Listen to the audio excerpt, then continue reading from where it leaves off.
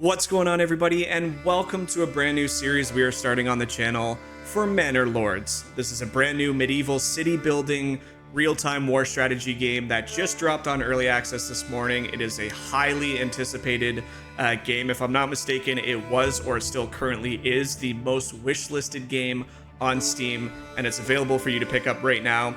Likewise, it's also available on the Xbox Game Pass for PC, so lots of different outlets to try this game. I've been looking forward to this for a very long time. Basically, since it was announced, I had this date circled on my calendar. I'm a massive fan of city builders as well as RTS games, Civ, Anno, all those sorts of games are right up my wheelhouse. And I think this combination of both will scratch the itch of a number of players.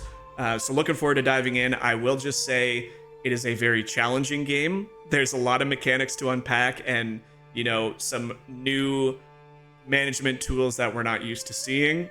But I've watched a number of YouTube tutorials to get a familiarity with some of the mechanics. I've jumped into a couple maps just to feel out what they might be like.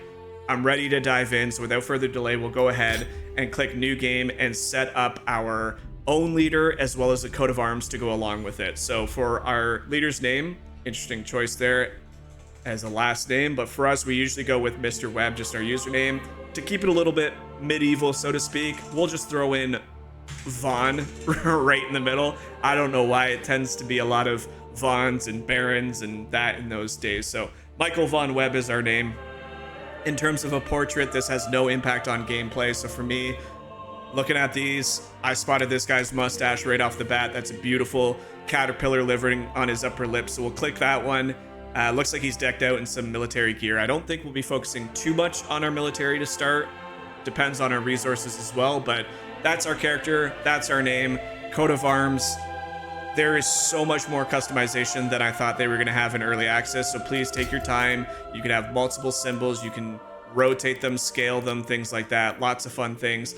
They also have load a custom texture. I don't think it's working just yet. If it is, it's not working on mine, but eventually you'll be able to upload your own coat of arms. For me, I just fooled around quickly before this video and found one that I was happy with. We're going to add this cross pattern, black and yellow. And then for our symbol, lots of fun ones. There's a phoenix. There's, whatever that is, a griffin, I suppose. A ram, the classic dragon from medieval times. For me, all fear the mighty rooster. I think it's a really cool looking symbol. It's, a lighthearted coat of arms for this playthrough. We're going to take our time and learn things together. But when we're on the battlefield, our rooster banners will be flying in the wind, and hopefully it'll strike fear into some of our enemies. So there you go. That's our name. That's our coat of arms. Let's click continue for game setup. Now, there is quite a bit here to unpack. Take your time, read through all of them. There's some things you can change to get it just exactly how you want to play. There is currently 3 scenario templates. You have the easiest one, which is Rise to Prosperity. Your only goal is to create a large town, and then after that, it turns into an endless sandbox where you can create as many towns as you want, rule as many regions as you want, and you won't really have to worry about combat. For us, we want a bit of both worlds, so we're going to stick with the default restoring peace. We're going to build and expand at your own pace, but when you're ready, you have to build up an army and challenge the Baron for the Northern Territories. Our victory condition is to conquer every region. Lastly, for all you day one psychopaths out there, there is the hardest difficulty called On the Edge. This is basically, you're going to grow your city and your army as fast as possible because you're going to be hit multiple times a year by both bandits, by the Baron. You have to survive, plus all the elements of the weather conditions. So best of luck to all you guys. I know a number of you guys will just be diving into that one. I believe in you guys. Last thing I'll just mention is there is currently only one map in the early access. Don't fret, it is a rather large map. There is about 8, maybe even 9 regions that you can conquer, each one relatively large. And the cool thing is, whenever you start a new game, you're actually given a different region to start in, plus the resources will all be randomized. So there is at least a little bit of a difference when you start a new game, that it doesn't feel like you're bogged down doing the same region. Without further delay, with our character set up, with our coat of arms, and now game setup complete, we're going to go ahead and click begin. Welcome to Manor Lord. Let's find out where we're starting.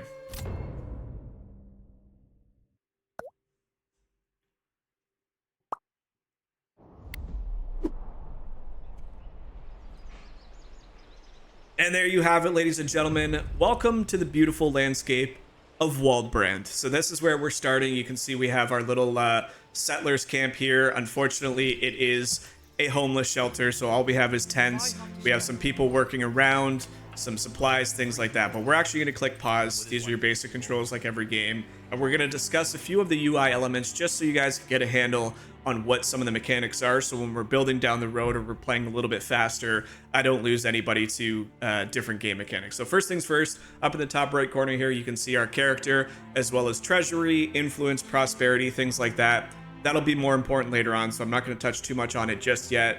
We need that to claim other regions and build up an army.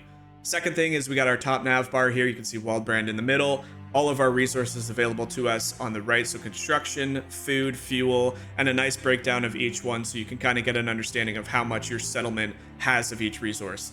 On the left here, this is where things get a little bit different. We have our classic number of months before our supplies run out. We currently have 4 months worth of food and no fuel for consumption. So we're gonna have to work on getting, firewood, coal, whatever it might be. You have your number of livestock that will help you transport goods and services. Your regional wealth, which is basically gold. This is how you, import, export, trade, build upgrades to your backyards, things like that. Then we have our public order and our approval rating. Our approval rating is smack in the middle, but I already know that's going to go down. I mean, we have people living homeless without water, without a lot of food. So until we solve those issues, that number is probably going to drop right off the bat. Now, this is where things get just a little bit different than other city buildings and real-time games, is typically you have one unit or one little guy, a specialist that goes and completes a job for you, and you don't really have to worry about him after that. In Manor Lords, you're actually given families, and families are broken down by men and women. So if we highlight our total population here, you can see we have 5 level 1 families, and that comprised of 8 men and 2 women. Why that's important to know the distinction between both is men are the only unit type that will go to war in this game. So if you're building a militia and you have more women than men, you might not have a great militia. But if you have, lots of men to spare, they're obviously going to be pulled away from your camp. So things are going to slow down a little bit, but these are the only guys that'll go to war for your region. Now, families, like I said, a little bit different. When you create something, let's use a family worth 3 people. Family worth of 3 people, will send them to be hunters. Why it's important to know how many family members you have is because one job might require 3 different tasks or 4 different tasks to make it run efficiently. So if we have a hunter's tent, we need a hunter to go out into the woods and hunt it. If we have, one person set up a market stall in the square to sell the goods, like you actually have to distribute them to your population, that's a second person required. And the third person might be required to go to the hunter's tent to collect the goods from the tent and bring them to the merchant stall in town. So it's a cohesive unit. The more you have, the better. They will grow over time. And then a family itself is how you designate to certain jobs. So you'll designate one whole family to do a job. Unassigned families are also extremely important because if you have things being built in your town, they will not be built if this number up top is 0. You have to have unassigned families to do construction. Otherwise, it just sits stale and your buildings will never be built. So it's a big effort to manage it. You want to, put your families closer to the jobs they're doing for, all sorts of things. We'll get through that when we get closer to it making, a little bit more sense to spread out your families. Bottom right here, we have our time of year. So we're currently in year 1 of spring. Each type of year explains what happens during those months. So obviously you have spring, summer, autumn, and then the dreadful winter between December and February, where your food and your fuel consumption will be doubled. So got to keep that in mind. Got to keep track of what time of the year it is, especially for crop rotations and things like that.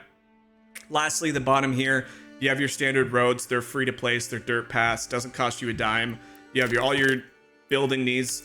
You have all your gathering, mining, logistics, residential farming, so on and so forth. You can highlight them and it explains what they do in a brief summary.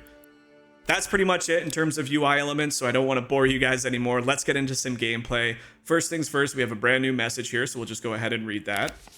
This says, victory condition dominance. Build up your town, your manor, and when you're ready, press claims towards regions owned by your opponents. Once a claim has been pressed, be ready for battle. All that is just our victory condition. We know what we need to do. We need to conquer the entire map. Speaking of entire map, let's go ahead and just scroll on the wheel of the mouse to find out where we're located. So we are currently in Waldbrand, which is this beautiful central location. We can see all the different regions that we have to conquer, as well as Hildebolt von Baderenroots 2 starting location. So what's interesting is he gets access to 2 zones to build up his resources. He's going to progress a lot faster than us, so it's going to be our task to, maintain a healthy living ecosystem and eventually challenge him for some of these lands. Secondly, on this screen, a couple things I want to point out. There is some really cool things that I've noticed is you can see our little settlement right here.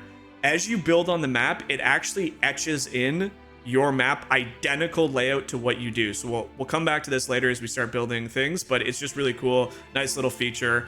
We can also see at a very high glance what resources we have available. So each zone gets access to the same 5 resources currently in early access, and some of them will be marked as rich supplies and others won't. So we'll talk about the non-rich zones. We have 246 iron deposit available for us. We have 89 clay deposit, which will be used for shingles, building materials, things like that. And we have a berry deposit, which has 64 berries available to be picked. It is currently early in the year. They are growing. Give it about a month. This should be fully ready to harvest. Secondly, we actually got started with 2 rich deposits, which is really important because it basically means an endless supply of these 2 types of resources. Now, it's not quite endless. You can see there's 900 stone here. But the more important one, and one I'm really excited, and I haven't got this one yet in all my testing, is wild animals rich deposit. Basically, we have double the amount of other zones. You can see 20 here in Goldhof. So lots of access to wild animals, which basically means we should have tons of food. We should have access to a lot of hides to make clothing, leather, things like that. So I'm really excited. That's a really good resource to have be rich. Now that we know where all of our different resources are, we can go back in here, click construction, and find out where all of our natural resources lie within our land so we can plot out where it makes sense to build. Firstly, underground water. So we have all these different water veins running through our region. That's important because in order to place a well, it has to be on one of these riverbeds underneath the ground. Otherwise, you won't get any access to water. You'll want to make multiple wells because that's things like drinking water, cleaning things, more importantly, putting out fires. And if you only have one well and it's on the other side of town, be prepared to lose a large portion of your city. I've done it in testing and quickly found out it is rough.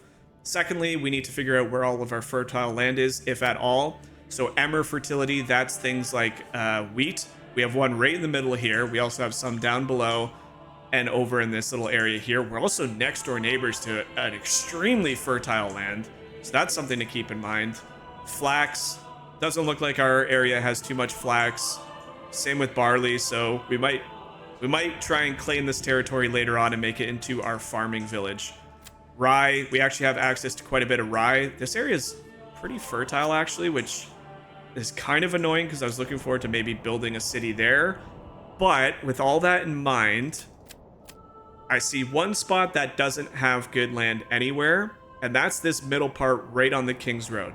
King's Roads are 2 things. It's basically the easiest path to other regions. It's this nice big thick road. You can't edit it, you can't remove it, as well as access to all the trading routes. So we have basically 2 roads in and out, one right here and one all the way down here. Actually a third one if you technically consider this. Why that's important is you need to put your trading supplies on these paths that are considered King's Roads.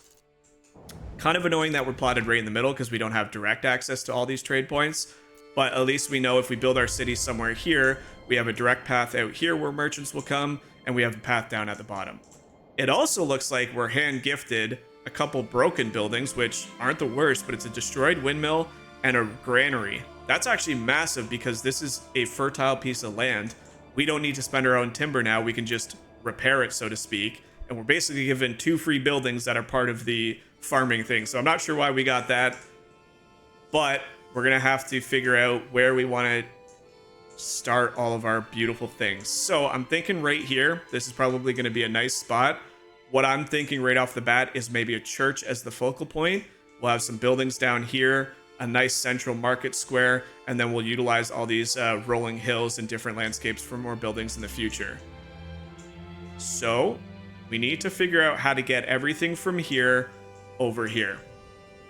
I think we'll use this big forest here as our lumber. So we're going to go ahead and we're going to create our very first building. So we're going to need a logging camp somewhere in this forest. Let's just try and place it as relatively close to the center of where our town's going to be. Why I'm rotating this is the bottom left is where the logs are going to be stored, so I want it closer to the front. There we go. Plotted our first building. When I unpause it, all those families are going to rush over and start building it. We also need a road, so we're just going to connect this somewhere here.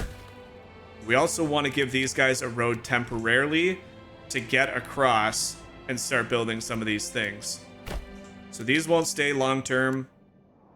We'll just give them access so they can start hauling things over there. So that takes care of firewood. Second thing we want to set up, especially with having access to this beautiful rich deposit here, we're going to want a hunting camp right deep in the woods so that they can run out there and start hunting.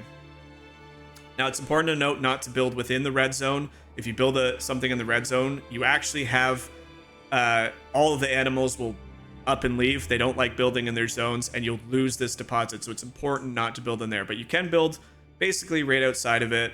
We'll plop this down, and as always, you should connect everything with roads. You can bend this really nicely, and you can change the amount of curve if you want it like super curvy to flow with the natural landscape, or you can reduce the amount of curve to make it a little bit more structured. We'll have a nice area out there. We'll actually put a nice rolling hill somewhere out here. Now we have multiple ways to get out there. Okay, so that's 2 buildings being planted. We have 6 timber remaining. I think we'll probably want to get some storage areas ready really quickly because we're going to be transporting all these goods and services are currently sitting out in the open. If we were to get rained on right now, we risk damaging or losing all of our food supplies. So we don't want that to happen. Let's go ahead and plot down a storehouse. Let's plot a storehouse somewhere over kind of near where the market's going to be, but also close enough to where we're harvesting all of our things, as well as a granary. Granary is really important to store foods, vegetables, things like that. We'll want that probably right beside this area. So we now have 4 different buildings being made. We're going to go ahead and turn this on. You should see all of our people coming across here. Somebody's going to lead. That's an interesting name for our ox as well. He is going to go ahead and grab the log and start dragging them over. It will take him a while to carry all the logs. We have one poor ox doing absolutely everything to bring all the materials to where we need them. So this is going to take a few minutes. We're going to speed this up. They're not even using the road, which is rather annoying because that's going to take them even longer to go through. I thought that would be a perfect road. I thought horribly. But excited to dive into this one. Walled brand. I've never been placed here before. It's like I said, and there you go. You can see the map developing where we've built our structures, which I just think is a really, really nice addition. These folks will start going to some of the locations. They'll start, digging out some certain things where they'll get it all ready to go, and then you'll see them start to build it out. So we have one log here. We're going to need a second one. So again, one priority I have on my list is actually to get a second a hitching post and order a second ox almost immediately. We can't have one guy take down the entire load. Unfortunately, it's not how this game works.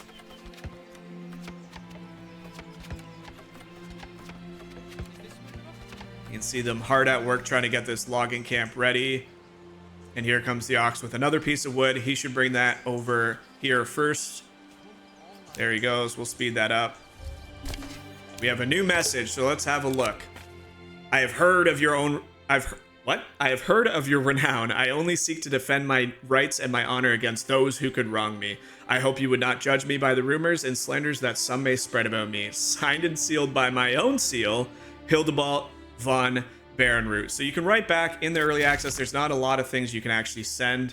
We can tell him he has no rightful claim on the places he already has. We have negotiation where we could ask for silver.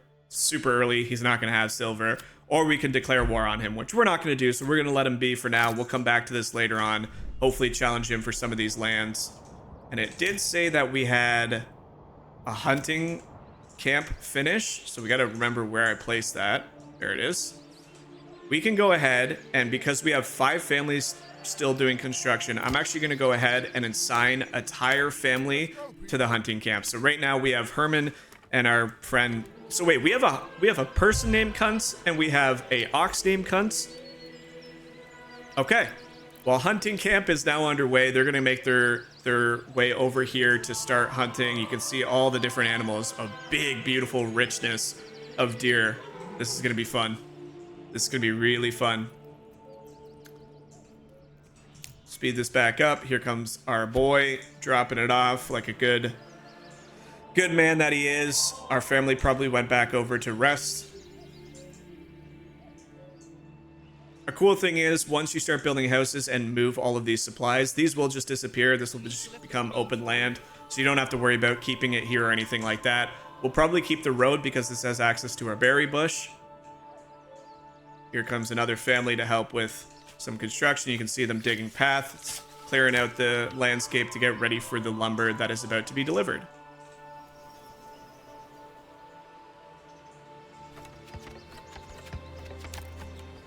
See him throwing up the remaining. This is almost done.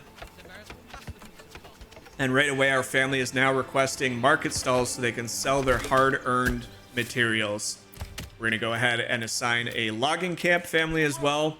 They'll go out, start harvesting all of this. Like I said, we wanna target this massive forest instead of this one, because if we harvest this, the trees go away, the animals are gonna run away. So this basically is a no-touch zone. Now we have work being constructed on our granary. See him hard at work getting things all ready to go. He just went off in the woods. We now have a family over here doing well. They already have storage and a pantry full of meat, so they're doing a hell of a job. We need to get these supply rooms complete. Once they are, we can get all of our resources in our central location and not have to worry about traversing super far over to our homeless shelter. This should be thrown up in just a minute. You can see her hard at work getting it ready.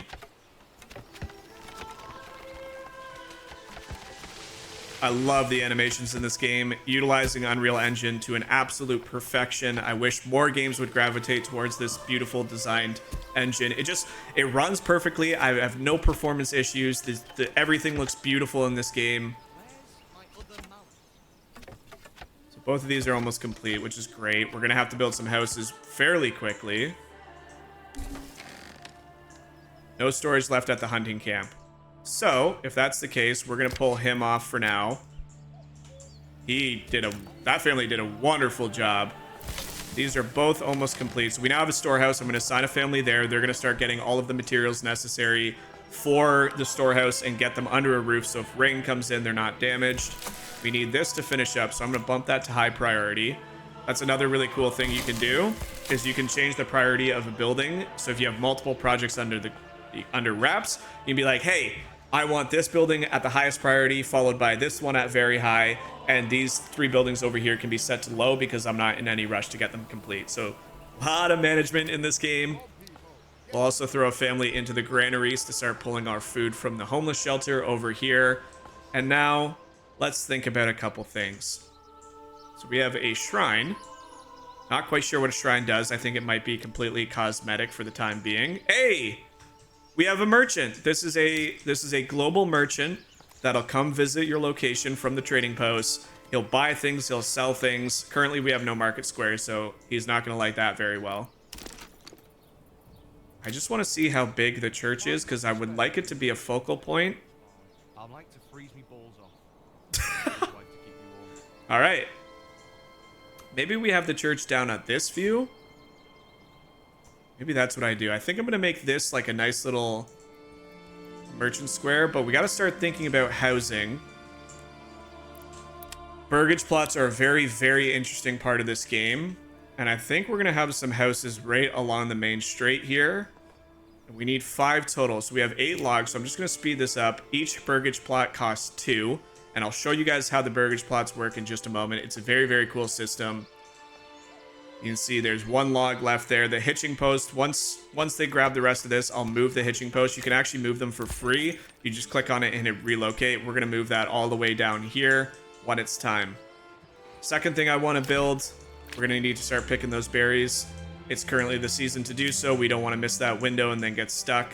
Unfortunately, these poor folks are now getting rained on in the open because we were unable to get housing plotted down before the storms came.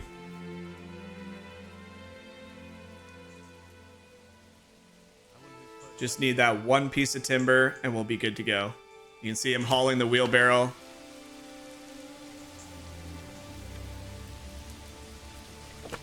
All of our supplies are now being stored nicely under this roof, which means we will not have any damage to them once they get in there. And now we have 10 timber. So I'm just going to go ahead and slow this right down, and we're going to plot our first housing. So plotting housing in this game is pretty unique. It's a Burgage plot that you plot down. 4 points connects into a square-like shape or something with 4 points. And the cool thing is the houses as they're being built, the land that they have, the backyards, they will all conform to the rolling hills. Like right here is a good example. This is not a flat surface. It kind of goes upwards. When we place these Burgage points, you can make them in very interesting spots where like you can have a house at an angle like that. You can have multiple houses. You can make one really long, two really long. You can make them so they can house 2 houses per plot, so 2 families can live in one. It's this very cool system that I think is fairly unique. I haven't seen it really with any other game. So we want to make sure that we have enough room for 5 houses, and we're actually going to plot this out to give them nice, massive backyards, which will mean we can throw in some vegetable gardens or something later on. I'm actually going to extend this pretty far. And that is 5 houses. That is 5 points. Again, you can reduce the number of divisions. So there you go. Now we could have 3 houses that could each be upgraded to have a second mini house and store 2 families at each. Why that's important later on is things like gardens require 1 person of that family unit to stay there and tend it almost all year long, which means the jobs that they're assigned to will suffer from having 1 less person. However, if you have 2 houses per land spot, then it actually is very effective because then you have the possibility from 5 to 8 family members, and 1 person can tend the garden while the other 5, 6, 7 people are off doing their tasks. So it's actually beneficial to think that through when you're plotting the land, because that'll give you the opportunity to have 3 plots of land, but 2 houses per. I do want some nice big gardens, but do I want that at the risk of this early, or do I just say... I actually kind of don't hate that idea of just having 2 houses with 3 big gardens, which will help supply our food chain. So we're gonna do it this way. We're gonna click build. The lands are gonna be plotted, and then you're gonna see folks start going out there. Once we unpause, our 2 unassigned families will start building out these new pieces of land for us. We'll build a road in the back so they have easy access. Let's go ahead and speed this up just a smidge. And while we're on that, we're gonna go ahead and build out a foraging hut for this beautiful berry patch that is just sitting right here. We'll throw this basically next to it. We'll build a road that kind of rolls around here. We'll change all this again once our original settlement is moved. We can change some of these roads, make it a little bit more, economically and logistically sound. We have our good boy ox bringing that all in. In fact, I can actually slow this down and move the hitching post now because he's gotten all the lumber from back there. And I think I'm going to move that right in front of the timber yard so he can just go from here, grab the log, bring it to where he needs to bring it.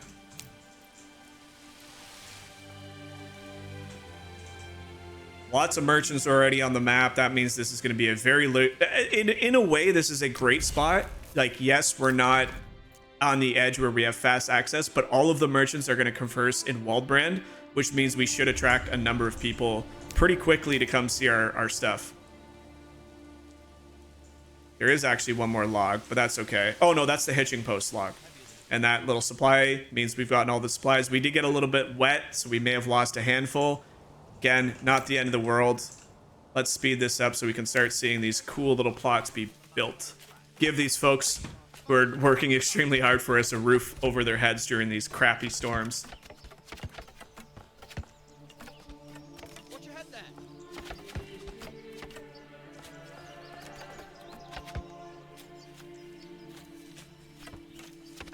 see them plotting it out. Building's starting to go up. We got a nice sunny day here in April now. And what I really like about this game is you can see the wood's already there for this Burgage plot. He's already bringing the wood for the next one. You do not have to wait for one to be finished before they go get the other supplies. That is why the oxen are extremely important. That is why having multiple family members per family is extremely important, because they'll go ahead and bring what they need. So when the workers come back out, I believe they're actually all just resting for the day. You can see them heading back. You got George, you got Herman, they're all heading back home. That's what we're trying to remove right now. I do not want this to stand out there long term, but we should get the little bit of a higher priority on the Burgage plots to make sure that we have roofs over our families' heads immediately. Okay, how are we on moving? What's this guy?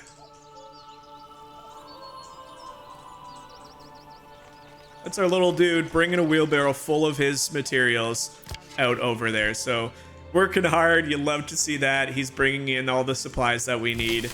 Our granary looks good, although I think I'm gonna pull the family out of the granary and help build some construction. So we have 3 unassigned families. These houses should go up very quickly.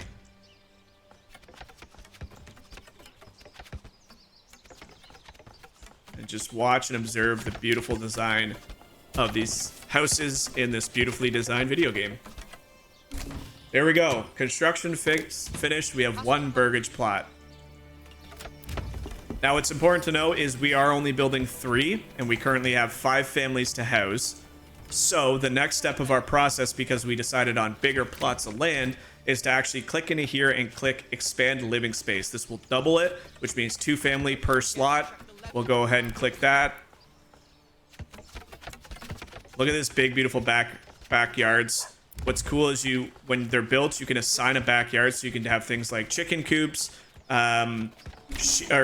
goats for their hides. You can have vegetable gardens, which help supply the food. And we had a new family member join one of the settlers. So it's not a new family, so we don't get them as a full unit, but we do have a family that now has an extra person to help out with all the tasks they're going to complete. We're also going to expand this one, speed this up a little bit.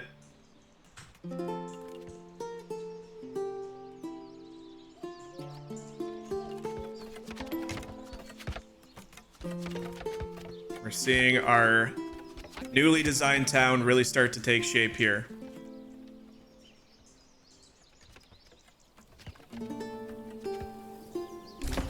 There we go. We're also going to expand the living space on that, and that is going to give us 6 new housing units for 5 families, and hopefully once we start getting our approval rating over 50, you can see we've had homelessness in the last, 2 months. Not great, not ideal, but hopefully they'll get over that. You need 50% approval rating to start attracting some new families.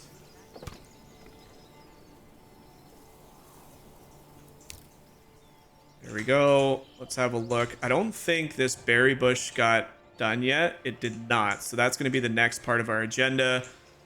We also need to move this hitching post. Did the hitching post get moved already? It may have. It started.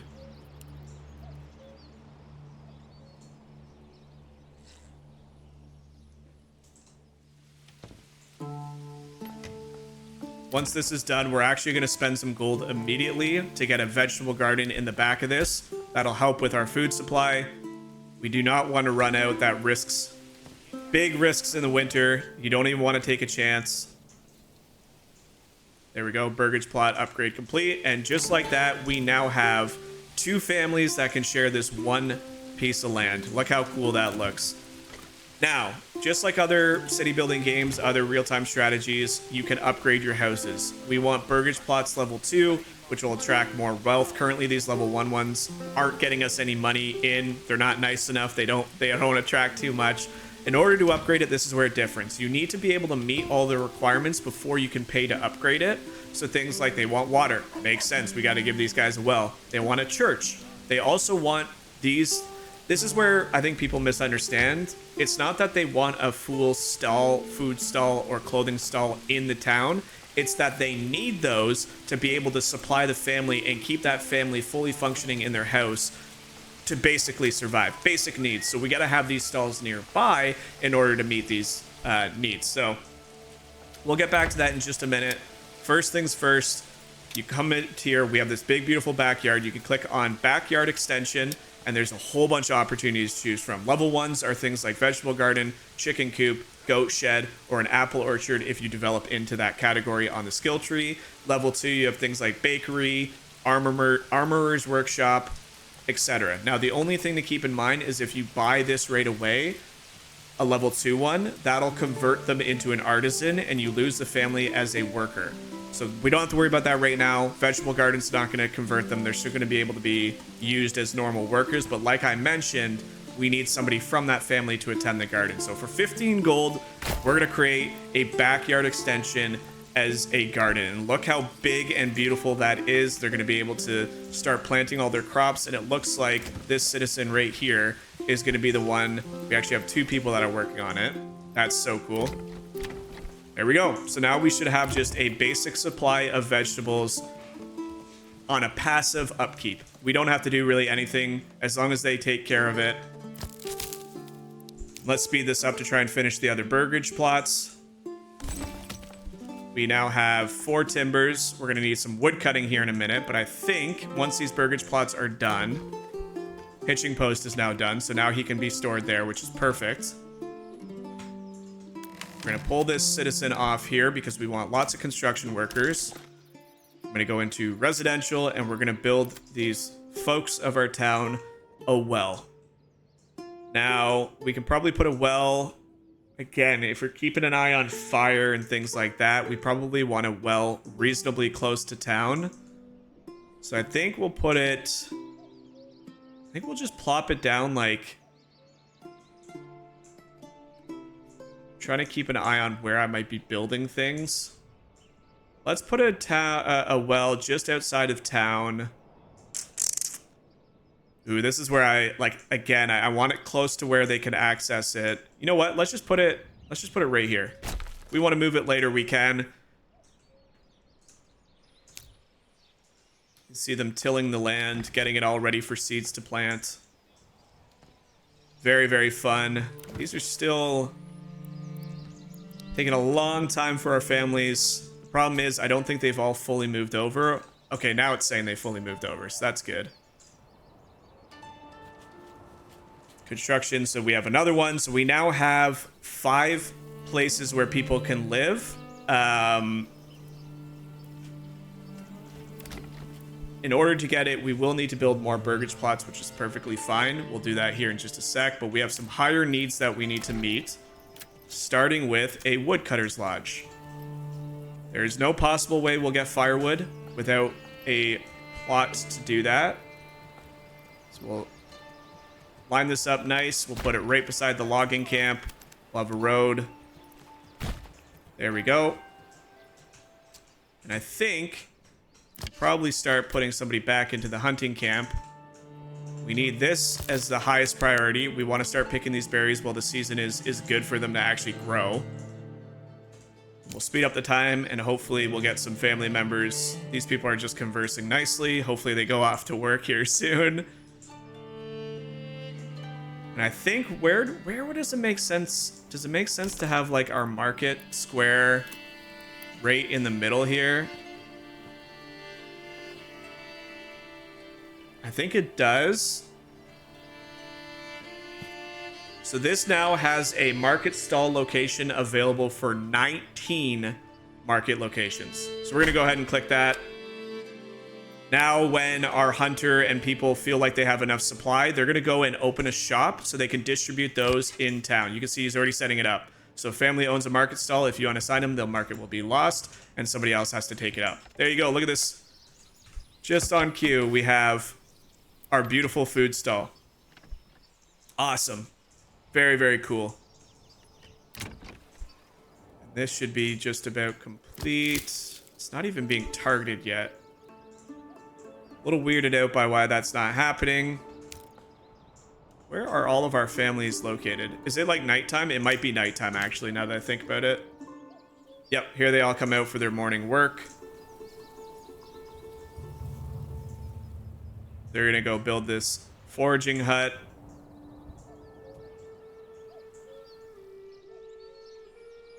And we're starting to see some progress. So I think what we're going to do is we're going to build a nice big road. What's really cool about the roads is you can plot one down. It becomes bigger just because of the market there. But if you wanted, you can layer your roads beside each other and it'll make it even thicker. So we want this nice big road. That means like you just don't want to fall into the bad habit of bottlenecking your people while they're trying to work, which, you know, if they have carts, if they have oxen, if there's multiple people on the road, it becomes a very bad habit of getting blocked around. You do not want that to happen. We'll throw the church right here. So again, we'll just kind of plan this out a little bit. So if we were to put it like right there, it looks like if we were to continue building houses, they would go just behind it somewhere like right here. I want to make sure that I leave enough. I don't think that's enough. I don't think that's enough room to place the church there, although no, I think the corners have to have it. So we're going to have to back this up a little bit, hold Alt, click it, remove that road. We're going to have to go a little bit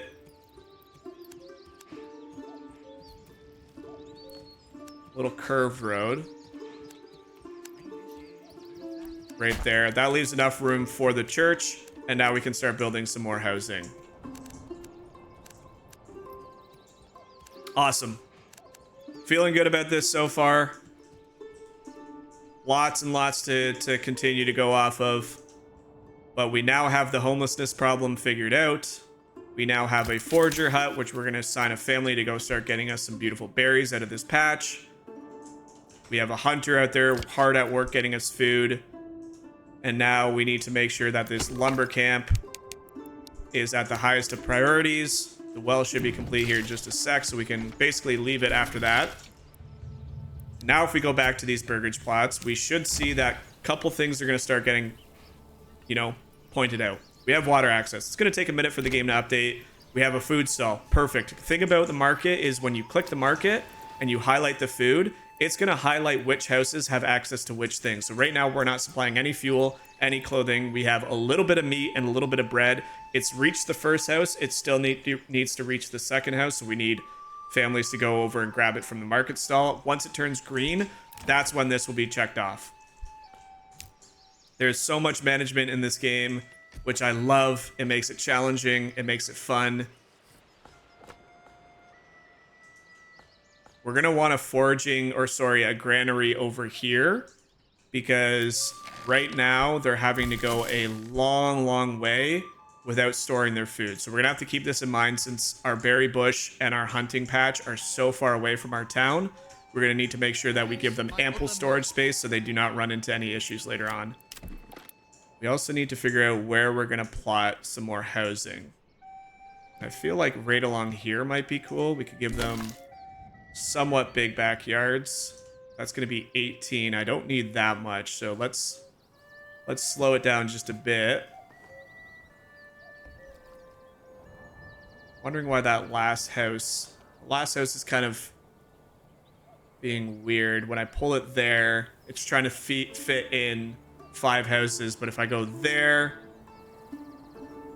right there is probably good. That gives us 4 new houses, medium-sized backyards. Let's go ahead and plot that down. And let's speed it up a little bit more and just let the time pass. Right now, we're kind of out of that waiting game where we're waiting for things to be constructed. We're waiting for materials to come in. Here's one of our foragers. And this is what I'm talking about. She's having to travel a awfully long way. I actually don't like this loop. So once she gets over there, I think I'm going to remove that and throw this like that. Cool. We'll figure out our road situation later on. We're so close to getting some approval ratings going up. This man's still happy out there. Our wood cutting is done, so we're going to assign a family to there, start getting us some nice fuel. Hopefully that family will open up a shop once they start cutting down a lot of wood. We're going to have a nice, beautiful church right in the center of town. Again, I really hope I planned this accordingly. It looks like I did, because if it can snap there, It can snap there. It should be able to, yeah, it can snap to that side as well. We do not have nearly enough materials for that just yet. See these guys working on some housing. And let's just ensure that we have all of our basic needs. We have a logger camp. We have a woodcutter's lodge. We need the saw pit so we can start getting planks. Planks are used to upgrade your storage, build your manor, build your church, things like that. We have a forester's hut. We do not yet. That is to replant trees that are cut down. We'll need that at some point. We have all of these things. Storage, we have a granary, storehouse. Do not need pack station. We already got a second. Do we have a second hitching post? We do not. I think we need to get a hitching post here relatively soon. Well, shrine. Not quite sure what the shrine's doing there. We probably want to get a hitching post out for ordering a new ox relatively quick. I'm just not entirely sure where I want to place it yet. Probably just like right beside the church, because this is going to be land that we can't really use.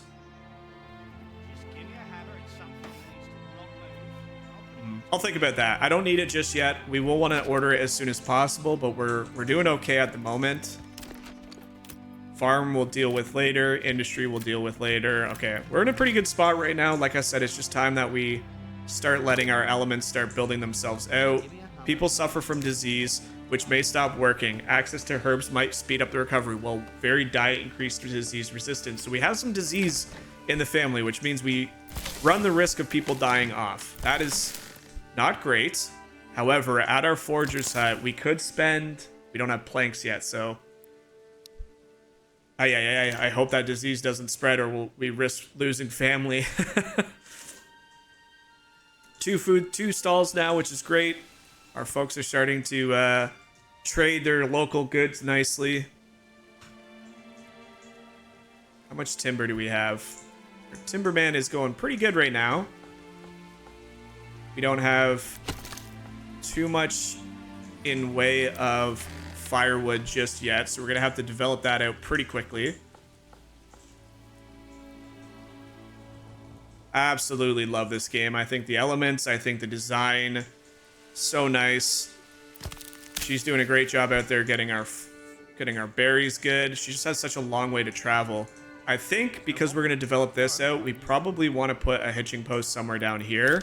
So I think I am actually gonna go ahead and grab, where's it under? Logistics. I'm gonna grab a hitching post for down here. Doesn't need to be high priority. I just want to put it there so we can start getting another ox ordered, because once you order it, it does take a while, about 30 in-game days for the second ox to show up. But having said that, 2 new Burgage plots goes down. We have met the 5 of 5 requirement, and Waldbrand has officially increased to a small village. So let's look at the message here. It says, armament delivery.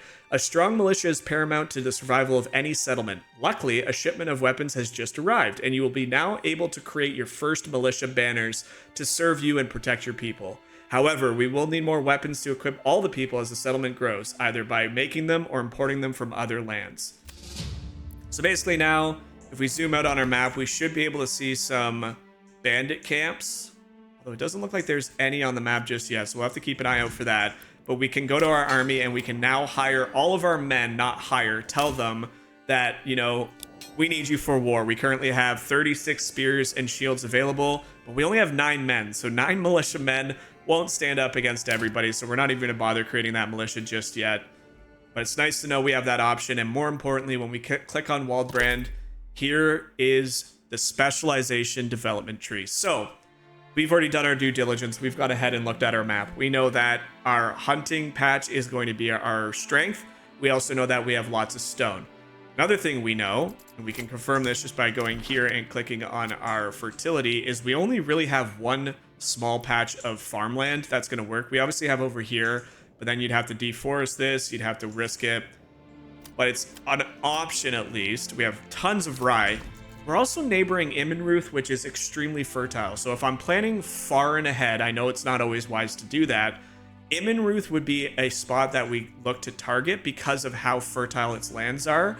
So maybe we don't build into the agriculture of this place yet. So things like you know, sheep breeding, heavy plow, fertilization, things like that. That should come in another place later on. We also don't have any trade logistics stuff yet, so I think we can hold off on putting stuff in here, although the logistics is extremely important because it caps your cost of a new trade route outside the map, so into the foreign lands, at 25 wealth, 25 gold. If you don't have this perk, trading routes increase every time you purchase one, up to the hundreds of gold, and you could be looking for a new trading route for something you desperately need in your area, and you just can't afford it. So this is a great one to get a little bit later on. We also aren't going to worry about basic armoring just yet. Charcoal burning is very intriguing because it basically takes every one firewood and converts it to coal, which means you have twice as efficient fueling for your city. Feels like a really good one. However, things like trapping enables hunters to skillfully lay traps in the forest, which gives passive income of meat.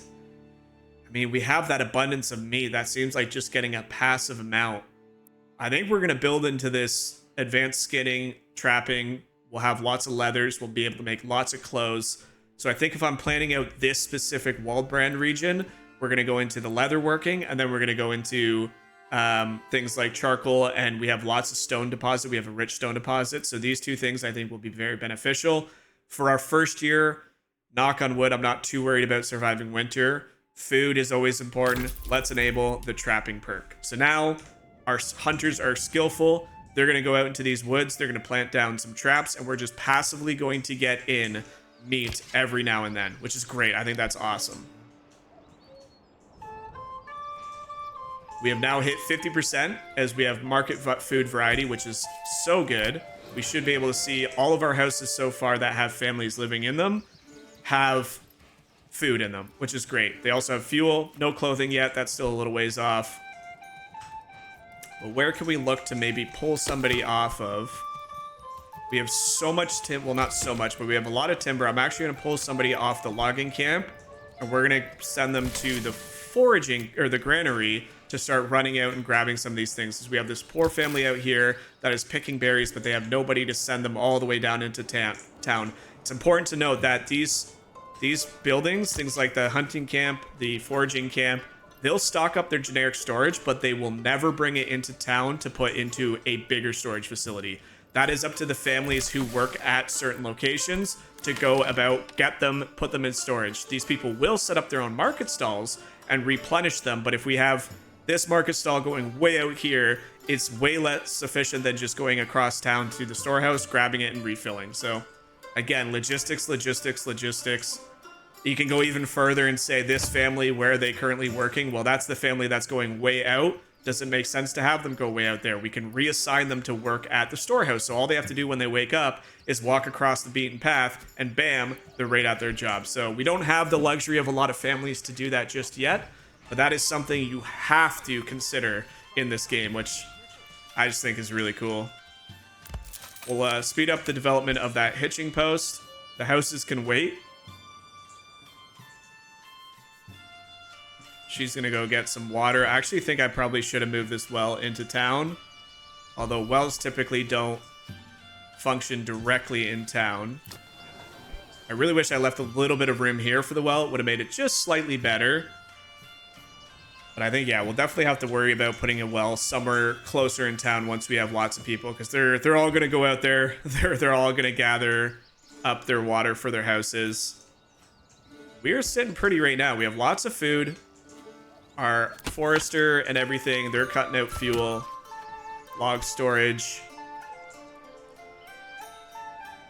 Let's see how much berries she still has at her hut. They still have quite a bit, and they have a decent amount of supply left, 41 in all to gather. Our hunter's generic storage is pretty full, so I actually think... What's it full of? Does it tell you that? Hides... We need somebody working in the storehouse. Who can I pull to work in the storehouse? I think we're okay for now. I think we just gotta keep this going. Hopefully we get some approval ratings here shortly. And we start to see some families coming in. Look at all these carrots and everything this family has planted. You love to see that. We're now in the dead heat of July.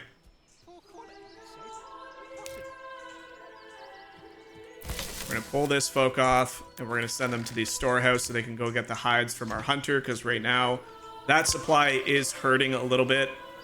Pantry's not full, but our generic storage is, so we can't store any more leathers there, which makes him a little less inefficient. Construction finished on the hitching post, and we're going to go ahead and order a second ox, which will arrive probably by August, maybe even September. We're hoping for it to be sooner, but it does take a long time for the livestock to be ordered and come through one of the trading routes.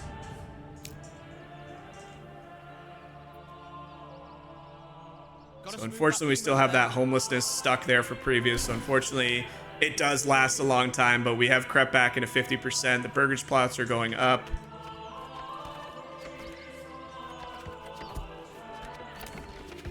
Clothing stall. We're going to have to start thinking about a tannery. As soon as we get another person in, I think we're going to slow this down quickly. We're going to build the third thing we need for our forest, which is a saw pit. We're going to kind of just line this up nicely, I think. Keep everything nice and similar. So we'll have a saw pit where we can start getting planks cut up with the timber that we have.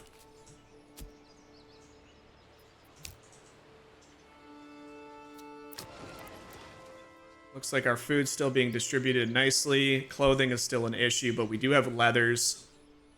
We're trying to get the leathers brought into town, which it looks like he's doing nicely. Was he able to get all those leathers? He was. So I'm going to pull him off. We're going to go harvest some more logs because we're currently cutting down a whole bunch. We have 7 excess, so we're still risking not having enough for the winter, which we definitely want to avoid. How are we doing out at our foraging hut? Still good. These are the dog days, ladies and gentlemen. Year 1 is always a struggle. You want to make sure that you're doing your best you can to survive. But I'm pretty pleased. And then what's even better is I keep reminding myself that we have this beautiful pasture out here. Area for a pasture, rather. And we were just hand-gifted a granary and windmill. Those are just here in Waldbrand for us to use. No idea why. Not sure if that's something that other regions get. But just having that there where we can just be like, okay, it's time to repair those and get that functioning. That's usually a year 2 type thing, I would think. Okay, we have the saw pit complete. Do we have any other development being done? Because I think we can start putting people... We currently have no construction. So I think I'm actually going to just throw somebody... We're going to put construction reserve 2, which means this place will never take places from... places from the construction reserve, so we always have at least a couple logs to work with. However, I just realized that we don't have a family guiding the ox, so we kind of need somebody left there. We have lots of timber again, so I'm going to pull him off, and he will be the saw pit person for a while.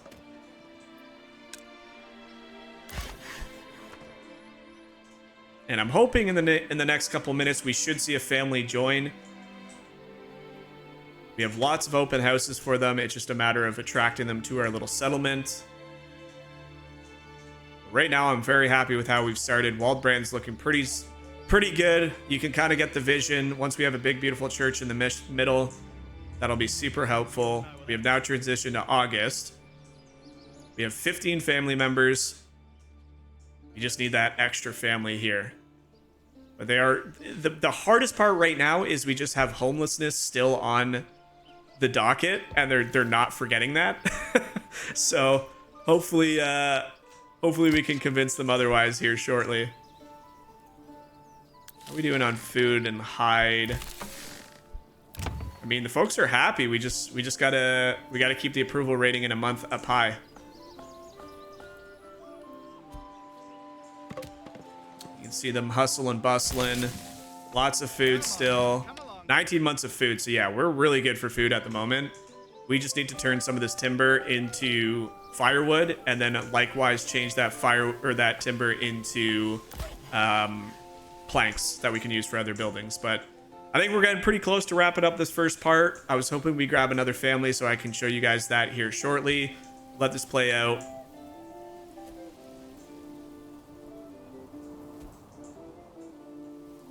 Once we build that church, you'll see the focus point of the town. You'll have houses on all three sides of it. We have a beautiful big garden here, which is going to naturally supply quite a bit of food. Once this really gets going and they till the entire land, like this thing just gets going quickly. We'll probably make all three of these into gardens. I just don't have the money yet. I do have 15, which I could do. And then our bandits nearby just stole 7 pieces of bread for us. Those guys. We're actually going to plop this down now. I've changed my mind. Having a couple gardens. I just don't want to worry about food. I do not want to worry about food. Fuel consumption is one thing, as the berries are now in seasonal, so we are just about able to... Actually, you know what? I'm going to pull her off the foraging hut, and she's going to go work the granary for us. She's going to convert all of that food over there. Since the berry deposit is now seasonal, only 14 left. We have a full stock of it. She's going to go here to the granary, hopefully open a berry shop in town for the winter. We're going to speed this up so we can see people doing their jobs nicely. We have 20 planks now, which makes me think we can plot down, if I remember the amounts correctly. Come on, turn for me.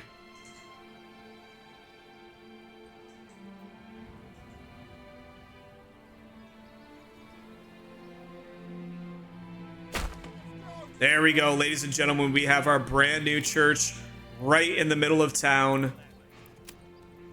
We'll watch this thing get built, and then we'll, I just want to connect this on all 4 sides. Actually, don't think we need to connect it there now that I'm thinking. We'll move that. All right, let's speed this up and see if we can get the church built, and that's where we'll leave it. That was the focal point. That was the design by having this triangle Kings Road. It was always the idea to get that going, and then we'll observe it, play it out, hopefully draw in a family here soon. She's starting to carry her storage over for the winter. Hopefully she can put another food stall in there so we have lots of supply. We currently have... How much firewood do we have now? We have 8 months worth, so we're doing nicely. Everybody's contributing. Families should start trickling in here shortly. You can see market food variety has gone way up, which is really nice. We're supplying everybody with tons of food, tons of firewood.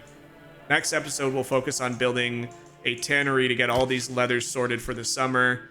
Our animal deposit is still just extremely rich. I'm going to assign a couple hunters there in year 2. Watch this bad boy build out.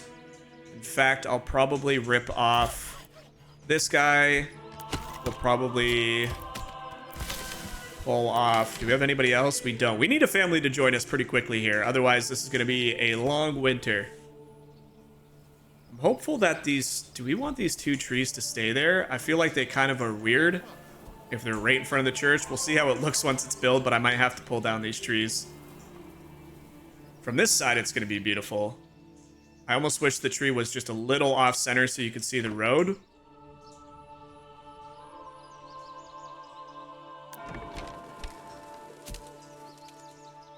can see the ox bringing all the supplies we need. It's going to take a while to flood all those in. As we transition to September, I think if we can hold on to the approval rating at 56%, we should see a family very shortly come.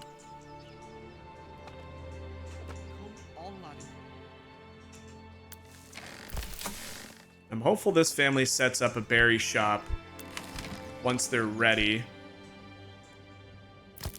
She has lots she needs to pull out of there, though. Get your fresh meat here. Get your fresh meat here.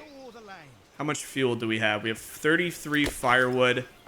We now have basically 5 months of fuel because the winter months will consume more, but he's doing really well. A bandit camp was sighted.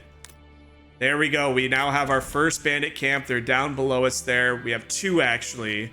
So once we start getting more men joining the cause, we're actually going to want to go down there and fight them and clear out that bandit camp, because that's how we can earn some wealth for both our treasury and our city.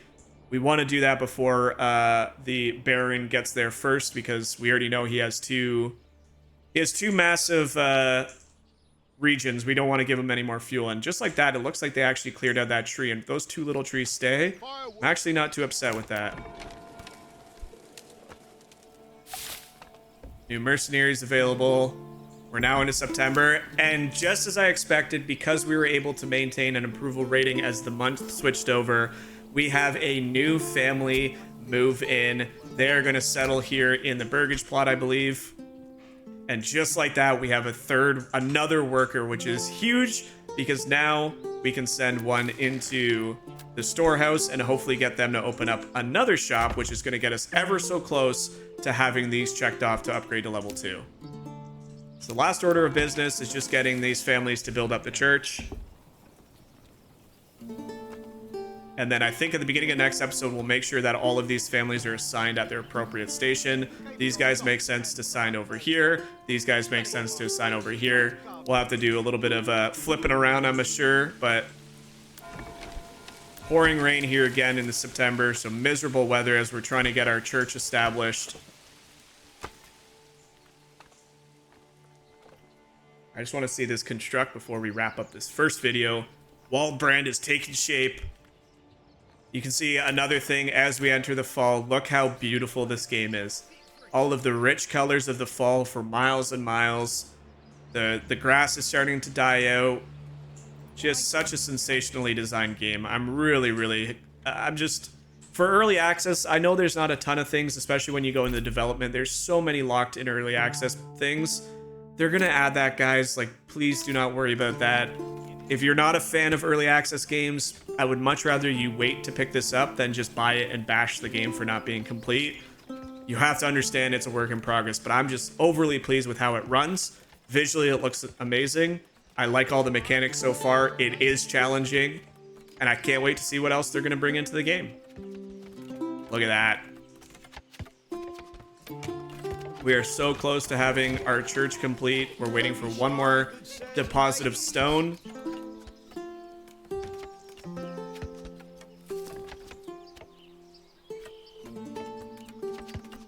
Music's also incredible. Families are hardworking. Cannot knock them for that. They do what you ask them to do. I can't believe that we got a wild animal deposit that rich. Like, he's been hunting. We have so much food, 27 meats still, and we've been eating it. And the man is literally not even worrying about getting that drop down. Something you can set is you can set the limit to a certain number, and basically that means when the animals drop below that certain number to stop hunting them so they can reproduce. But because we have a rich deposit, they're just reproducing faster than he can hunt, so we don't need to really worry about a limit. In fact, I'm probably going to drop that down to 8 in case he has a really good season. Just like that, to wrap up this video, we'll click this beautiful new visit mode feature. We'll head down and we'll enter our town from where another region will enter, and we can get a view of our new town with a on-the-ground level look with our Lord himself. You can see the folks working at the merchant stalls. You can see the people out in the trees working hard. And our focal point of the town, this beautiful church, is now complete. Ladies and gentlemen, that's going to wrap up episode 1 of our Manor Lords playthrough. Again, welcome to Walled Brand. I'm looking forward to diving in this further and seeing what other crazy things we can get up to. Make sure you guys like and subscribe to the channel. Let me know down in the comments if there's any tips or tricks you'd like me to try, or if you just have general advice. I think it's important to note that there's a lot of videos being thrown out there saying, do this, do this, do this. They're all great to listen to, but it's important to know that not everybody knows what they're doing in this game. We're trying to figure it out together. Let's build a great community with this Manor Lords game and see its success. Until the next time, guys, take care of yourself. Thank you so much for watching, and we'll catch you back here in part 2.